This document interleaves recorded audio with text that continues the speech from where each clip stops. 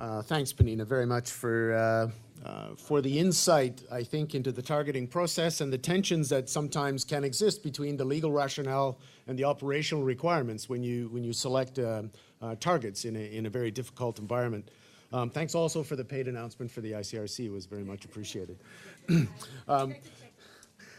So we have a few minutes left, I think, for questions. I will take some questions. I think there's a roving mic, but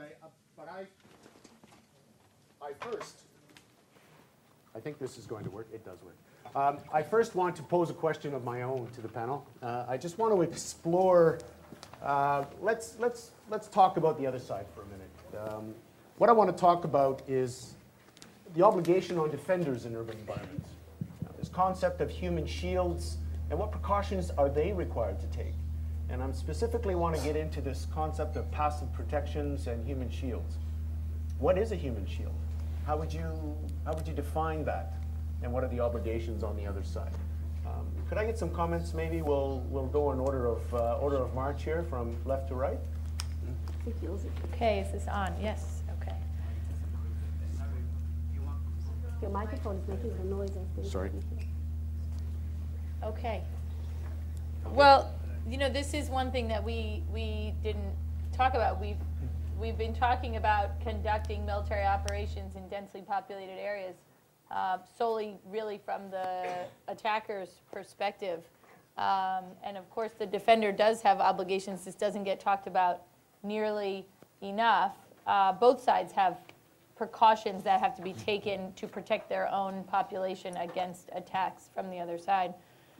I think in this case, one of the main ones is not locating military objectives in densely populated areas would be the one that also comes to mind here. But in terms of human shields, I think we can define it in very non-legal terms as using a person or protected civilian object in some way to immunize an otherwise military target from attack.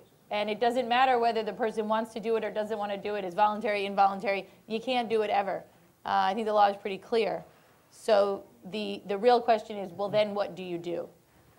Really, it's not so much, I think, the legal parameter. Aeyal? Yeah, I think that this may be a place where we all three will give probably the same answer, that it's obviously illegal to do it and wrong, and to conduct a military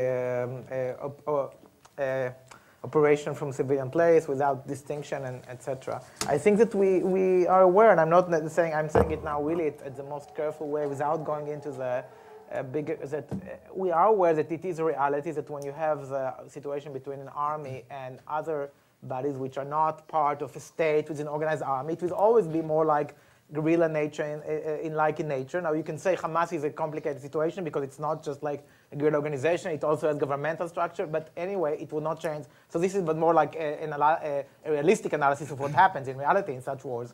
But I think I would agree with what Laurie said here, so I don't want to take more time. So, Pnina, maybe just to make the question a little more difficult, human shields with the intention to shield from attack. What about generally operating in urban areas for the defender? How would you comment on that aspect of things? From the defender's perspective. From the defender's perspective, well, I agree that there is this obligation to take passive protection, passive precautions, and it is illegal to use human shields. I think, again, it doesn't help from the other side, even if the human shields, whether the human shields are voluntary or not, does change, I think, the nature of their protection, at least the level of the protection that they should be afforded. There's a whole debate, a legal debate, whether they lose their immunity from attack completely, if they act voluntarily as human shields, or if they just maybe weighed less, or if they are completely regular civilians. I think in practice, usually from the other side, it is very difficult to know if they are voluntary or involuntary human shields. So it's something that on a practical level is difficult to implement unless very clear cases when they're clearly voluntary human shields, and even then I think they will be taken into account in the proportionality analysis. Maybe they will weigh a little less. Can I just remind that I don't know if it's something you ever considered while you were in the army, that the headquarters of the Israeli army is located in a densely populated area. civilian area. And it is a lawful target. Okay, we'll take a couple of questions, 1, 2, 3 from the floor, and then we'll allow them. Please keep the questions short, and the answers will be longer. Well, is it on? Yeah, I'm not sure about that. I would like to comment about what Aeyal said. And basically what I want to say is that I wish you were with us during the operation to realize how far you are from understanding what really happened over there. And no, please don't. This is not an issue for applause, please. My point is that you started by referring to the regrettable event on the beach, for example, and this is one of the cafe, not the children on the beach. And cafe on the beach, and this is one of 400 different events that we're currently looking into, and I don't think you get to look at the bottom line and think you know what happened over there.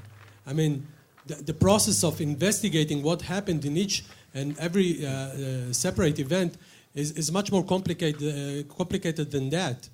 I mean, and you try to assess proportionality by looking at the bottom line. Well, you don't get to do that in international law unless you have the facts. I mean, the assessment of proportionality is not an exercise in hindsight.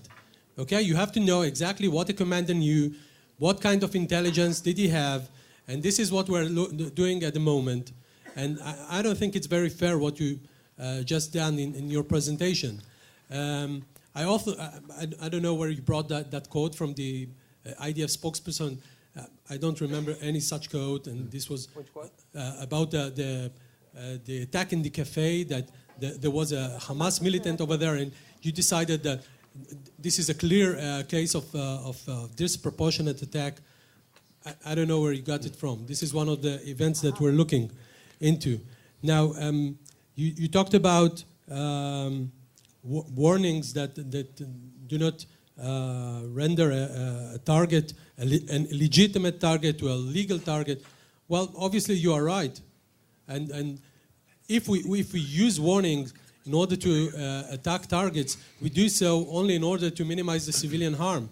And if we attacked what you called private residential homes, we did that because we had the intelligence for, yes, as to your question, for each and every one of these homes. And if one of the attacks was not done under the legal advice that we gave, we will look into it.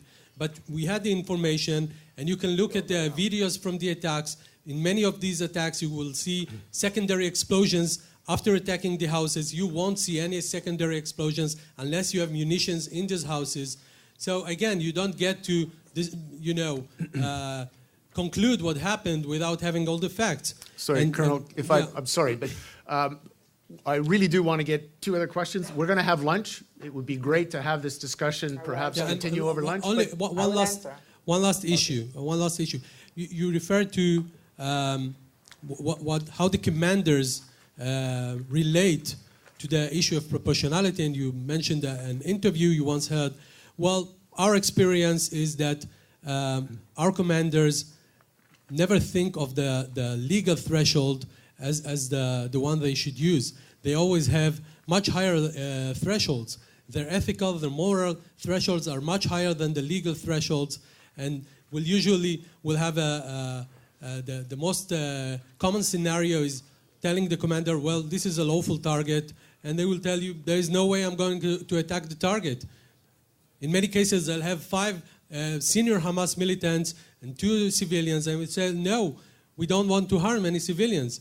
And you will hear many commanders say, the other side doesn't care about that, but we get to be on the higher moral ground. So I really wish you could be there with us, maybe in the next operation, so you'll know what you're talking about. Okay. Can we have one question from the floor here? Just here. Short question, not a comment. Thanks. Considering that war is a legal enterprise and that there are laws of war, which trumps the other, Aeyal do they juxtapose, or do laws of war seek the most immediate, decisive results with minimum cost? Excellent question. Laurie, would you like to take that one on just before lunch? I want to also answer the Yeah, question. yeah, but Okay, I final might word, have yeah. misunderstood the. I think Which- the when you said question which was, trumps no. the other, I didn't hear two different things there. So I just wanna- Well, if we admit that there are laws of war because war is a legal enterprise, and if we do take seriously in consideration the humanitarian laws, do these two Euler circles juxtapose, or does one trump the other, and which one? Precisely if I challenged to resolve a question immediately with least amount of damage, need a very quick and decisive action. Well, I think I can give a quick and decisive answer. Great. Which is that IHL is the law of war. It's just another term. International humanitarian law is another word for the law of war. So is the law of armed conflict. It's all the same thing since always. forever. Distinct from human rights law. That's a different animal, but this is all three terms for the same thing. And so the humanitarian and the military imperatives are wrapped up into the same body of law. That's what I think gives it so much richness for discussion. The right or the legitimacy of responding to an attack, the right to go to war is different from those laws that apply when there is war. I'm sorry, I'm going to have to, I'm getting the evil eye here. I really apologize. I know there'd be lots of other questions, but it's definitely time for lunch. Thank you very much. I was not given a chance to answer the question.